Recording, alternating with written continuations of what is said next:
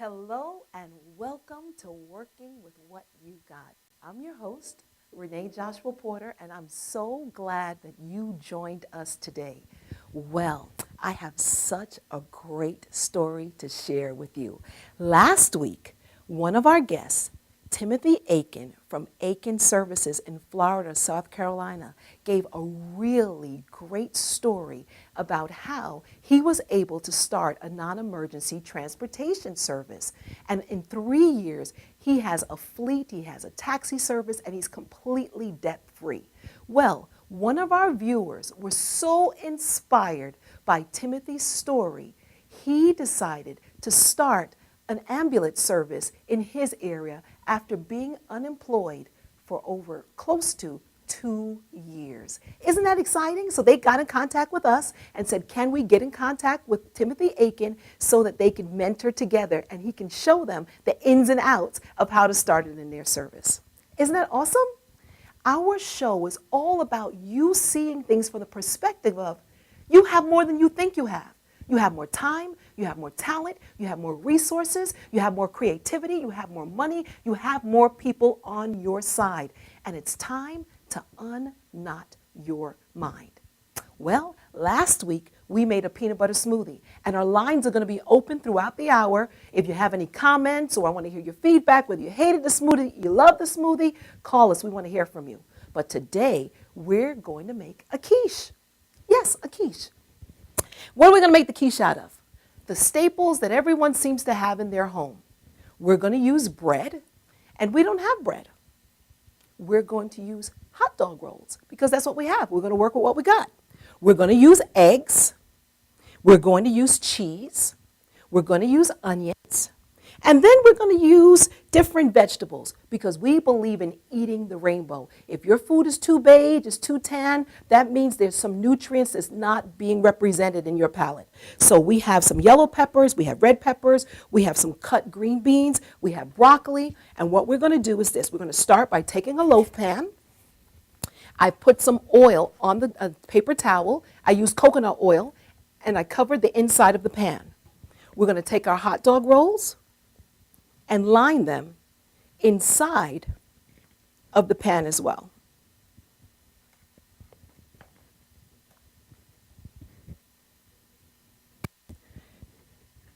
Next, what we do is we break our eggs.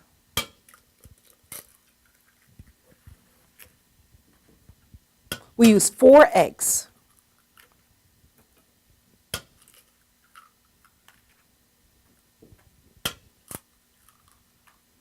We use a cup of milk. We drop in our cheese. Handful. I have these measuring cups here just for decoration because I rarely use them. Okay? So we sprinkle in some onions. We use a little pepper. Use a little salt. I love onion powder. I feel about onion powder like I told you last week about cinnamon. It makes a lot of things taste better. So we use a little onion powder for a little flavor. Sprinkle that in there. Then we whisk till everything's mixed up really good.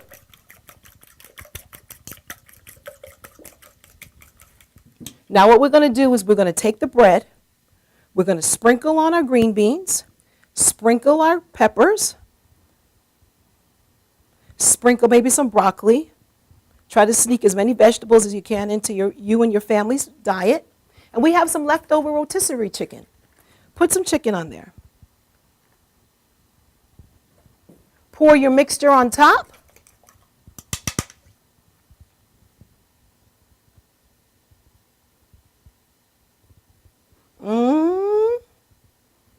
For myself, I would probably add a little bit of cayenne pepper because I like a little kick.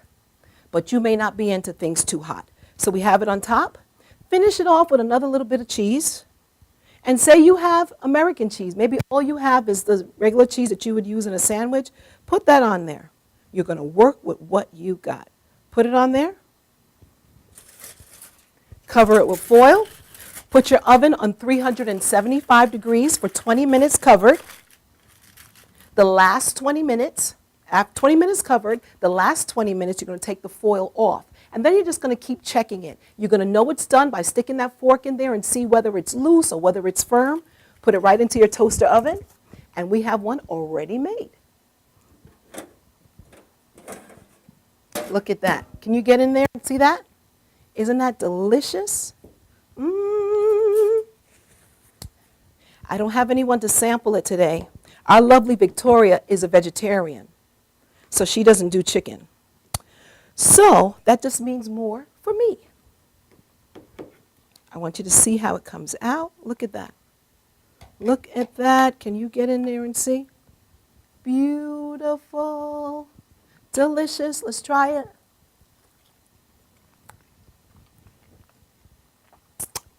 I'm telling you, this girl can cook. This is the bomb diggity. Simple. Eggs, cheese, milk, bread, onions, whatever vegetables you have. You going to try it, Tom? It looks too good. All right. Tom is going to try Let's it. give it a shot. Come on, Tom. Yeah, Vicky had it last week, so it's my turn. All right. Tom is going to try it. That's real good. See? All right. See, I had to come out of the control room for this one. All right. This is the owner of Madhouse TV. Whoa! We're working with what we got. And what do we have? A fallen tree. We have a happy owner. And we have a delectable quiche. And we'll be right back after this break.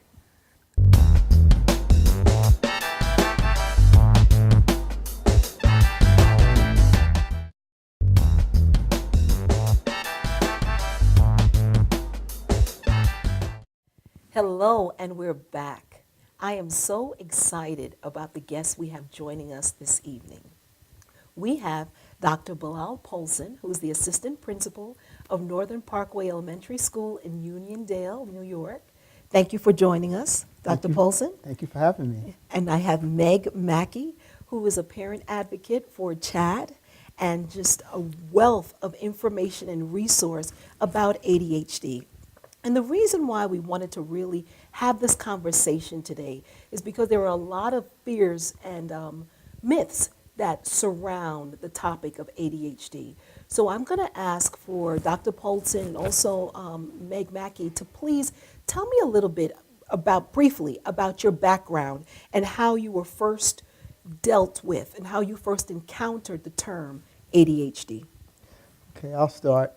As a young boy who was overly active in elementary school, I was misunderstood greatly by my classroom teachers. And it was actually through the work of my dance teacher in collaboration with my parents, the principal, and my phys ed teacher that they actually started to work with my classroom teachers to really identify that I was a kinesthetic learner, that I learned through experience, and it was through my inattentiveness and my hyperactivity that we could work through so I could learn a lot better. I was not diagnosed as a child. I actually didn't become formally diagnosed until a few years ago as an adult when my youngest son was diagnosed with ADHD. And what we've learned about the diagnosis that it is hereditary, and it's typically you can find someone in the family who has a connection with it. So that was part of the reason why I actually got evaluated with my son. Interesting. Meg, tell us about your first encounter. My brother was studying to be a teacher, and he read a book, and he called me up, and he said, I have this ADHD, and Mom has it, and several other people in our family have it, and you really should find out more about it. And the book was called Driven to Distraction by Dr. Edward Hollowell, and that was my first introduction. And then subsequently I had a son who was later diagnosed with ADHD. Okay, so now tell me, how did you feel? What was your initial reaction when you realized you have a son that has it? You realized that he may have gotten it from you. How did you feel about it? Did it bring clarity, frustration? What were the mixture? Well, for me, it absolutely brought about a lot of clarity because for so many years, it was difficult for me at times to complete tasks. It helped to clarify my very active lifestyle and sometimes impulsivity, which has a relationship sometimes with not the best choices. So when I had a young boy actually behaving in a way that was challenging for my wife and myself, and even in schools at an early age, to actually find out that yes, it is his brain activity that is having him behave this way, it actually was a relief to my wife and myself. It actually helped out our relationship as a married couple as well, because it helped to really understand that no, it wasn't that I wasn't listening, and it wasn't that I didn't want to do things. It actually explained a lot, and it actually helped me to identify more strategies, because clearly, as an adult man, I was able to accomplish quite a bit through other behavior modifications and strategies, but this actually helped me to bring it all together and to make a complete, make complete sense of it, and really help my wife and I to support our son with it. And more importantly, or just as importantly, his teachers in school. Now, Meg, how did you feel when you found out that what your brother called you about, your son was also dealing with? Well, initially, denial. And my brother was actually able to diagnose my son when he was a toddler. And then it wasn't until school started when they started identifying him as having some difficulty paying attention and following the rules and doing things his own way. He was very intelligent, so he was able to get by academically, but just sort of socially and behaviorally, not that he did anything negative, but just out of the ordinary, and it caused quite a commotion at school, so I got a lot of phone calls. And I just started researching, and I was able to find an organization called CHAD, which is Children and Adults with ADHD. It's a parent organization, nonprofit, national, and they work to educate and support and advocate for people with ADHD. And they were able to help me find resources and an approach that made me feel comfortable in helping my son. Okay, so now you guys have laid the foundation. What I want to know is, how does a parent know the difference between a child that's impulsive, a child that might be hyperactive, and a child that needs further services? What's the red light? What should they look for? Well, it has a lot to do with the age of the child. So often, when you're dealing with younger children, and when I say younger, 2, 3, 4 years old, preschool age, a lot of that activity is attributed to the natural development of a child. Many children are very active. Many children are impulsive. Many children are inattentive for various reasons. One of the things that you would look for in a parent would be a combination of all these things. And also, along with that, a consistency of these activities. So it would be a lot of activity, which would be deemed hyperactivity, along with the impulsivity, and along with just the choices, and it being very, very consistent and persistent. Most children exhibit this behavior, and it will ebb and flow. Whenever you have a child who operates in a space the majority of the time, it will give some indication that their brain is wired in that particular way. So what you would do as a family is you would share it with your pediatrician, and they would have a conversation with you about some of the things to look for. And what you would do is they would give you some strategies, behavior modification strategies. Typically, you would find in the medical community, very rarely do they like to pre-diagnose a child too early in life. What they would like to do is just give you some indications of things to look for. And then if it's persistent, then they will actually have you pursue it. One of the things that I know that our family pediatrician has often say, whenever the quality of life is compromised, then that's when you need to look further to support your child around that. Because yes, many of the activities, many of the characteristics you would see is not uncommon in all children. But whenever the quality of life is compromised, then that's when you should pursue it. And then that's when typically an adolescent or a child pediatrician will refer out to either a neuropsychologist or a neurologist for further investigation. Okay, now Meg, what were the signs that you started to see that you knew, okay, something else was needed? Well, no never meant no in my son's mind. That was just a given. And other children, you'd take them into a room and you'd say, don't touch this, don't do that. And they would follow suit. And he would never do that. And he would do risky behavior, I suppose you'd call it, where he would climb not just, the jungle gym, he would climb the tree to get to the rooftop, to be on top of the building. And So is it fair to say that there were times you were alarmed, that you found yourself very alarmed at his choices?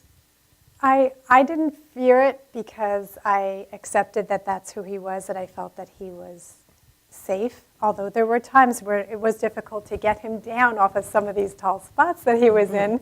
But I wasn't really alarmed. I was just aware, and I noticed it. I'm not an alarmist type person, so it didn't trouble me, but I just took notice of it. Now, did you feel like you have another child? Yes. Okay. Did you ever feel like his siblings were not safe around him because of the impulsivity? No, I think my daughter had a different perspective. She was 2 years younger, and she didn't follow him. She kind of had a sense of fear in her that he didn't have. So I didn't fear that she would be going along with his program, luckily. Okay, that's excellent. Now, let me ask you, I'll start with you, Meg. Do you think that parents should include the school in the assessment and the treatment of the child? Absolutely. Why? It is imperative. The school needs to be part of the solution. They need to be part of helping your child. They need to be, they spend as much time as you do during the day, waking hours with that child, and they can make or break a child. And you want them to be able to help you with the treatment and with the assessment of your child. They spend a lot of time, and they will see the effects of positive and negative behaviors more quickly than anyone else in their lives will. So teachers are the foundation of helping your child through ADHD. Dr. Paulson, you agree with that? Absolutely. It's been my experience that most neurologists and neuropsychologists often include the school, particularly the classroom teacher, and actually give them instruments and tools to complete along with the family. Not only that, it's, as Meg said, it's imperative that the school is aware, because it's a partnership. In order to really support the child successfully, it's important that we have that information so we could work in tandem. Because oftentimes, as she pointed out, there's things that we see that the family at home may not see. And there's things that the family, really important insight that the family will have for the school to help us develop a holistic plan that will be for school as well as at the home. Now, I've heard a lot of different conversations from different populations. Dr. Paulson, what do you think that you've seen has been the general consensus among African American families when it comes to ADHD? Well, I could say historically, the African American community, the African community, and the Latino community have definitely not embraced it. But I could tell you throughout the years, the families have become a lot more aware of it because of the information, because of the research, because of the conversation and discourse and the partnerships that they had with school. But still, it's a long way we have to go, because it still is a stigma attached to ADHD and other differences within our students and families. So yeah, there's many of our families from the African American community, from the African community and the Latin community, feel as though that it's not anything other than a child not listening, they're being lazy, they're unmotivated, or the classic, they're just dumb. And we know that that's not true for any of our children. All of our children are brilliant and talented.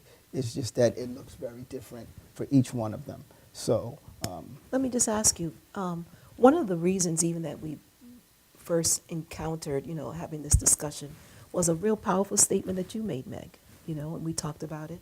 Meg and I were working together with a town program, and she said something that was really poignant.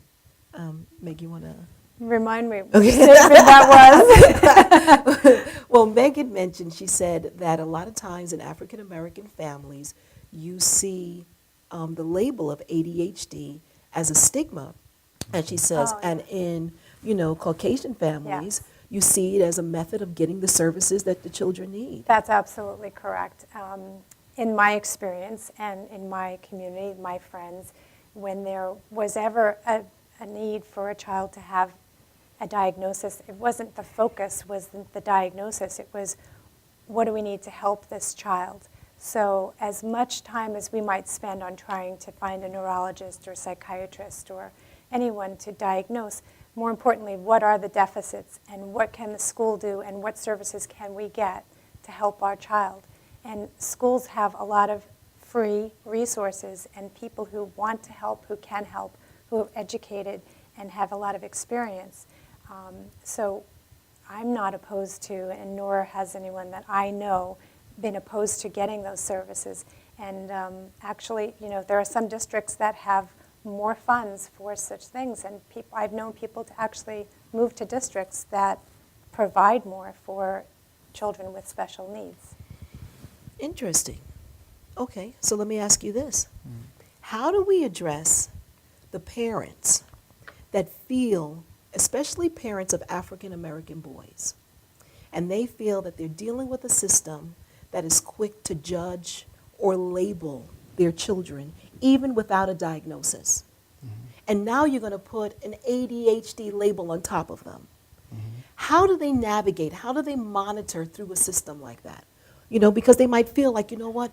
They already are looking at my son. They already think he's a threat. They already think that he's bad. They already think that, he's prone to deviant activity. Some of the stereotypes that we know still exist. And now I'm afraid to tell them that he has ADHD. Where do we start with something like that? well, it starts with our families becoming a lot more aware and informed about ADHD and learning that it is something that should not be stigmatized. It isn't anything that's negative. It is actually has a lot to do with the way our brains are constructed. It has a lot to do with neuroscience. And once they learn that it's actually the way our brain is constructed, it's the way it operates, it's the way it moves, it's actually the engineering of it, and that information would help support them. Too often, things are thrown around and not enough insider information is shared. So our families will withdraw and not really will not embrace that information. So it really starts with being a lot more insightful about, okay, what is this ADHD thing? And it has everything to do with the way our brains are wired. You hear many of the researchers in the field now talk about this whole idea of executive function, and that has everything to do with the way our cognitive faculties operate along with decision making. It's decision making, it has to do with impulsivity, and it has to do with really self-regulation. And it has everything to do with the idea of how the brain is constructed and what stimulates our brain.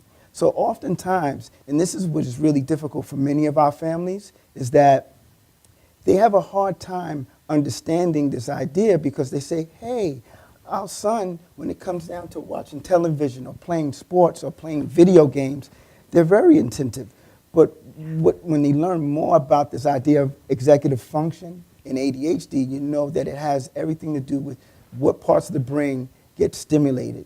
And when you are stimulated by these activities, you are able to attend. And when you learn more about the neuroscience of the brain, you'll understand that, oh, it's not that they're bad. It's not that they're not paying attention. It's the way their brain operates. The more that they learn, the more the stigma will go away. Excellent. And I'll hear your answer in one moment, right after we take this break. We'll be right back.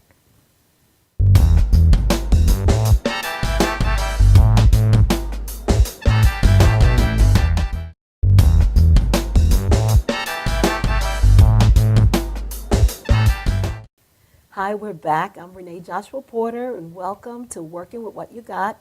I have two wonderful guests joining me this evening. I have Dr. Bilal Polson from Uniondale Schools. He's an elementary assistant principal. And I have Meg Mackey. She is a parent advocate for the organization CHAD. And we're talking about ADHD and exposing some of the fears that exist. And right before our break, Dr. Polson was sharing about how an African American family can deal with whatever stigmas they think that might be associated with their son with an ADHD diagnosis. Meg, what do you say? I mean, what have you seen? Because you've seen a lot. You deal with a lot of different families, a lot of different nationalities, races, customs. What do you say? How can a parent navigate through those fears? They're feeling like, oh my gosh, there's a system that's already biased towards my child, especially my son. And I'm saying this as the mother of two African American sons. So I'm talking first person. So you say, okay, I'm a little scared because I don't really feel like my son is given a fair share. And even though I think he is, or I want to believe that, now I'm going to put a label, what do I do? How do I get past that barrier in my own mind? Because that's really what it is. My mind is knotted, right? Yes, yes.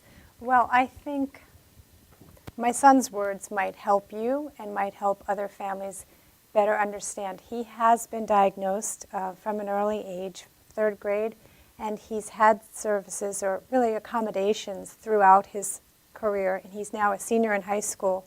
And he has really actually thanked me for the opportunity to have things like extra time on tests that he feels all students should have because it takes him longer to process. He has the information in his brain, and it just takes him a little longer to get it out and put it on paper.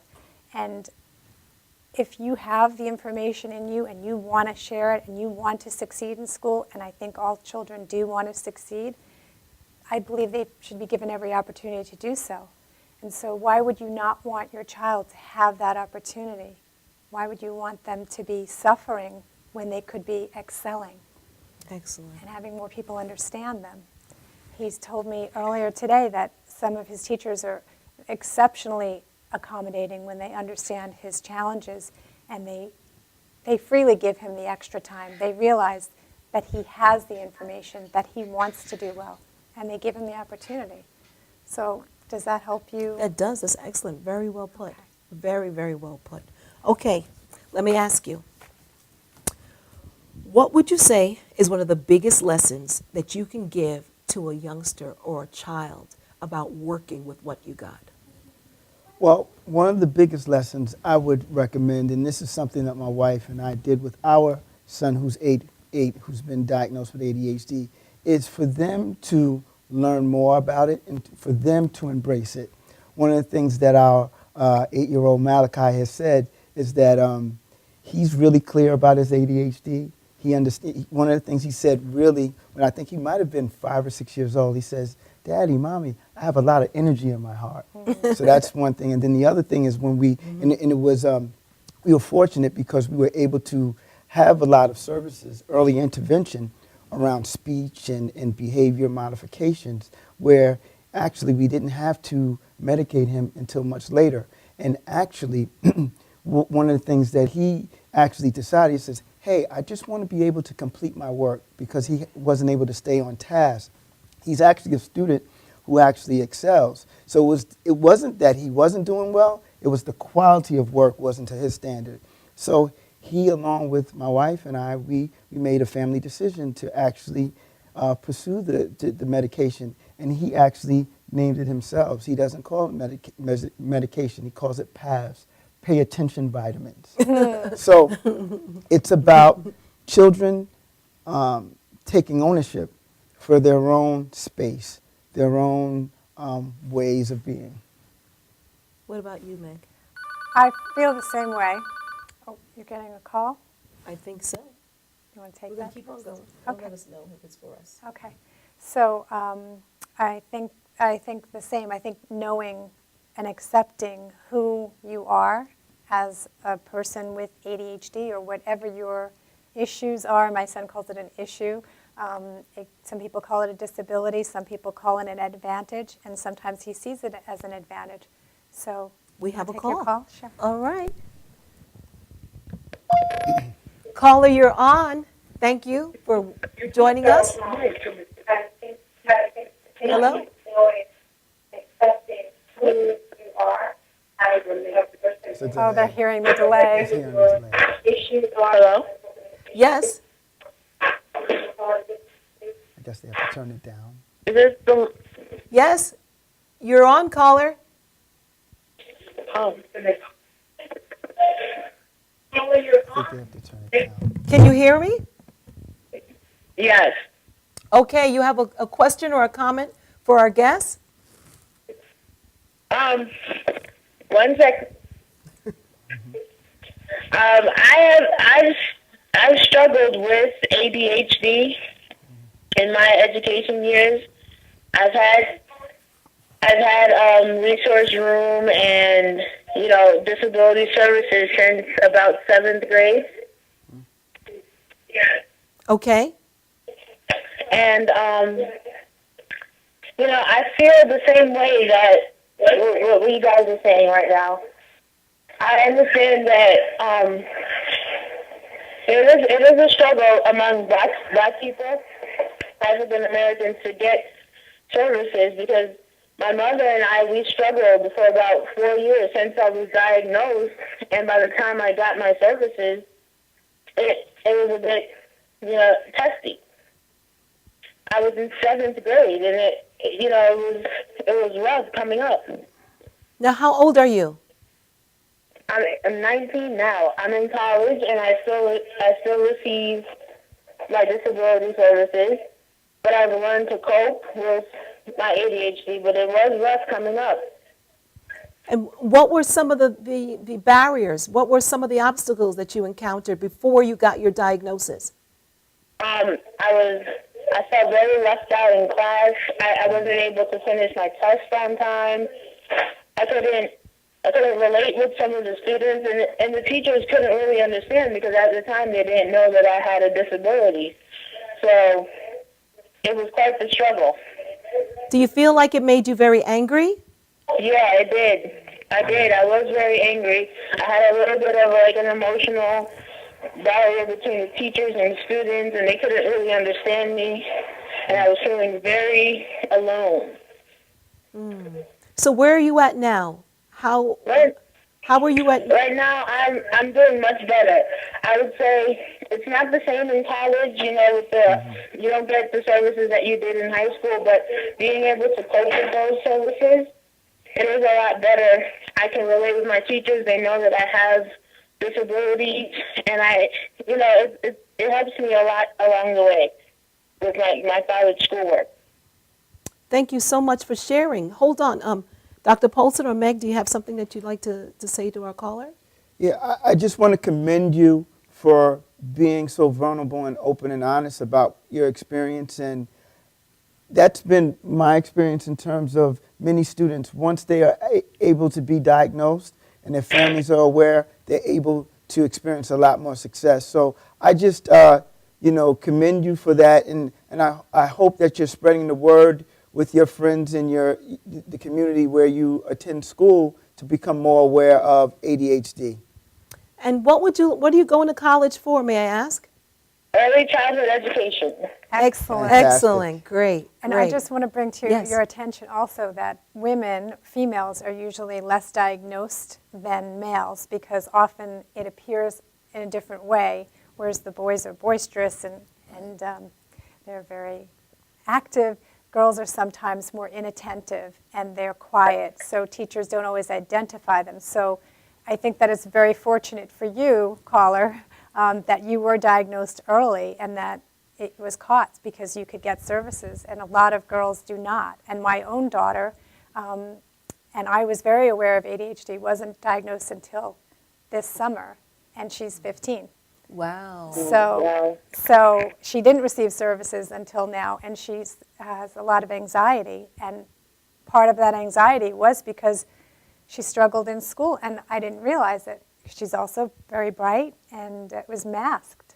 And I thought it was the anxiety, but often it was her inability to manage her Anxiety. ADHD. Wow. Yeah. Oh, thank you so much, caller. And all the You're best to welcome. you. Wow. That's great. There you That's have great. it. Even, and I like what you told her. We really commend her for being so vulnerable and so open. Yeah. And also it sounded like she had a very supportive family that was willing to leave no stone unturned until the services were found. Absolutely. Now, we were asking, what would you say, Meg, you would tell a child or a youngster about the biggest lesson that they could do about working with what they got? Well, I will refer back to my son, and I spoke to him a little while ago and asked him that very question. And I think that working from your strength is what is really the most important thing. And find what your strength is, your passion, your island of competency, what makes you you. Island of competency. Yes. Oh, I love that term. Yeah, yeah. I never heard that before. Yeah, I like that. I heard that through Chad, and I've stuck with it because it really does identify what makes you you, what makes you special, what makes you tick, what gives you passion, and live on that island as much as you can. And parents, please encourage those islands of competency, and I hope you do talk about your island of competency because it is such a great story, how you can achieve so much when you have something to hold on to. With ADHD do come, a lot of negative feedback from teachers and things that get you into a little bit of trouble. So it's very important to have something to hold on to that makes you happy. That is so, I'm going to totally run with that island of Okay. competency Great. theory. I love it because I started thinking about how even as youngsters, they're always comparing themselves. Right. So now you see Jack and he's really good in this, and you see Mary and she's really good in that, and you're feeling frustrated because you're not Jack and you're not Mary, Right. but you find your own island of competency and then you can soar from there. That's right. Now, yes, and I'm Exactly. glad that you segue into the fact that he does have an island. Share with us Yes. a little bit about your island. Well, as I had mentioned earlier, when I was a young boy, undiagnosed, one of the things that my parents and school had identified was that I wasn't doing well and I had issues with my behavior. But they actually worked very closely with my dance teacher, Mary A. Beard, who was the founder and the director of the Vanette's Cultural Workshop. She worked closely with my parents, my classroom teachers, my principal, and my phys ed teacher around learning that I was a kinesthetic learner. So I learned through doing. So it was through that work and in my family and my parents actually allowing me to dance at an early age. That was my island of competency. Excellent. And let me tell you, I've seen him dance. He's an outstanding dancer. So, and Fabulous. I applaud just the success that you've had. I definitely have major, major gratitude towards the Vanette's Culture Workshop. I'm a former student there too. Definitely not my island of competence.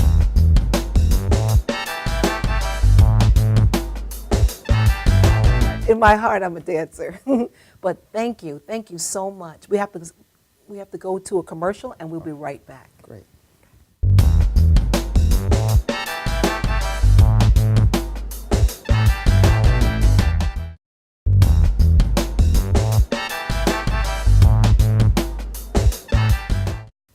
Okay, we're back. I'm Renee Joshua Porter, and you're joining in at Working with What You Got. I had two lovely guests. They were so awesome. Dr. Bilal Polson from Uniondale Elementary School. He's assistant principal. And I had Meg Mackey, who is a parent advocate for the organization CHAD.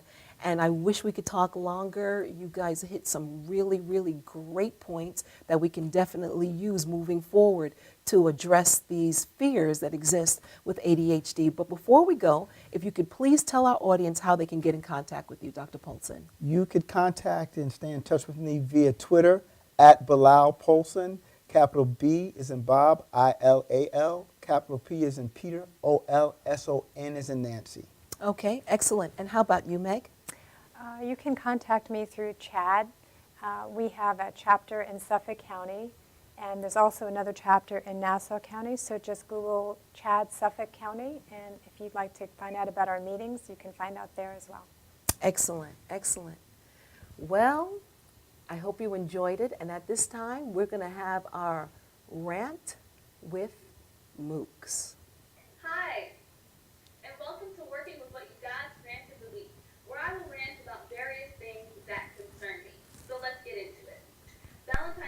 yesterday. Fellas, I hope you took my advice from the last video and took the girl out on a real date.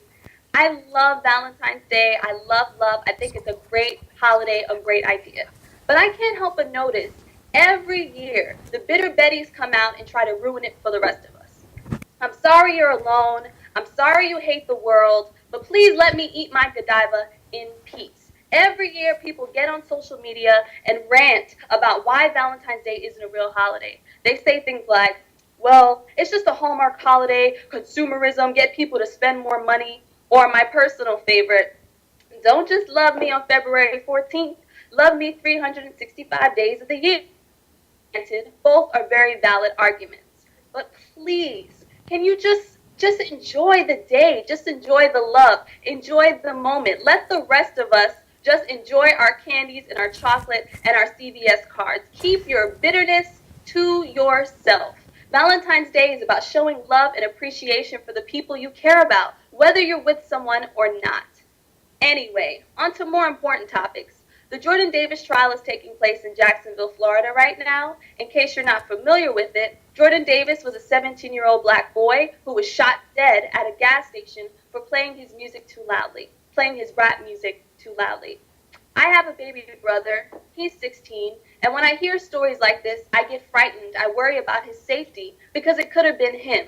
Now, I don't know what's in the water down there in Florida, but y'all need to get it together and stop drinking it. I'm tired of hearing about these stories. Florida, get it together. You have men like George Zimmerman and Michael Dunn thinking that they can shoot people whenever they feel like it. There's been plenty of times when I've wanted to punch someone in the face. But guess what? I didn't do it because that would be wrong. It's about self-restraint. It's about respecting people's space and about respecting people's privacy. You have no right to approach someone's vehicle because you don't like their music.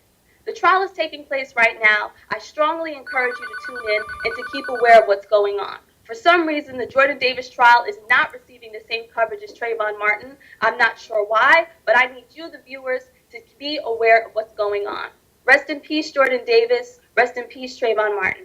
Thank you for listening to my rant. I'll see you next week. Thank you, Mooks.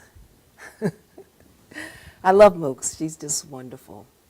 Well, we covered a lot of stuff today. We talked about the fears with ADHD. We even made quiche. Mooks had a lot on her mind. And I thought about what I wanted to leave you with the theme of working with what you got. And I thought of a story. The first house that I owned in Deer Park, Long Island, is a house that I grew up in. And when I moved to that house, I lived across the street from some neighbors, Miss Dora and her brothers, that knew me from the time I was a child. So because they knew me since I was a child, they would take it upon themselves to just drop baskets of fruits and vegetables on my step all the time. Or Moses, which was her brother, he would come and say, Renee, I'm going to plant something in your backyard. And because I had so much respect for these elderly that actually could be my grandparents, whatever they wanted to do in my yard was fine with me. So he would say, I'm planting some peach trees. I'm planting a bush. And I would say, fine. And I would look out my back window, and I always saw this peach tree, and it looked withered. And it looked dead. And I would say, Mr. Moses, that peach tree is not growing. And he said, okay, I'll take care of it. And he'd get his shovel, and he'd go in the back, and he would do whatever he needed to do. And I never supervised him, never monitored. He was the expert in that area. I was totally the novice. And that went on for some years. I would look outside over to the right in the backyard, and I would see the wilted, withered peach tree. One day I went out the backyard. I went through the glass door, and instead of walking to the right, I walked to the left. And when I walked to the left and I looked down to the side, there were a whole bunch of peaches on the ground. I said, where are these peaches coming from? A whole bunch of peaches. I couldn't figure it out. So I called my husband at work. Keith, you know there are peaches by the glass door in the back? Renee, what are you talking about? I'm at work, woman. What do you want? There are peaches in the back by the ground. He said, okay, and where'd the peaches come from? What do you mean where the peaches come from, Renee? They're our peaches. What do you mean they're our peaches? The peach tree is dead. Renee, we have peaches. Don't you eat the peaches? You have peaches in the kitchen. Yeah, I know we have peaches in the kitchen. Did Miss Dora drop the peaches, those peaches from the basket of fruit that she gave us? No, woman, those are our peaches. You're bothering me. I'm at work. This is not important, Renee. We got peaches. Come on, I got to go. I got things to do. And he hung up the phone. And I thought about it, and I said, okay, I don't understand. So I went to Mr. Moses. I said, Mr. Moses, I looked through the backyard. I see the peach tree, and the peach tree is dead. But then I looked over to the left, and I saw peaches on the ground. I don't understand. He said, Renee, every time I go in the back, I planted a male and a female tree. You're looking at that dead tree. He says, but it's still cross-pollinating. It needs both trees in order to gain peaches. You have peaches. You have fruit. And I thought about that all the time. I walked in the backyard and I focused on that dead tree. I focused on the fact it wasn't blooming, it wasn't blossoming, it wasn't bearing fruit. My mind was so knotted with what I thought I did not have that I didn't notice that I was bearing fruit. Not only did I have peaches, I was eating the peaches. I was eating my own peaches and didn't know they were mine. How often do we do that? How often do we just focus on what's in front of us? It's not blossoming, it's not growing, it's dead. And we don't realize that these areas that we think are not bearing fruit in our life are actually flourishing. They're nourishing, they're encouraging us, they're building us, they're fortifying us. And if only we would take the knots out of our mind, we could delight in the benefit of the fruit. So I want you this week to think about, what am I looking at that I think is dead, that's actually bearing fruit in a whole nother area? Free your mind, and the rest will follow. Thank you so much for joining us. See you next week.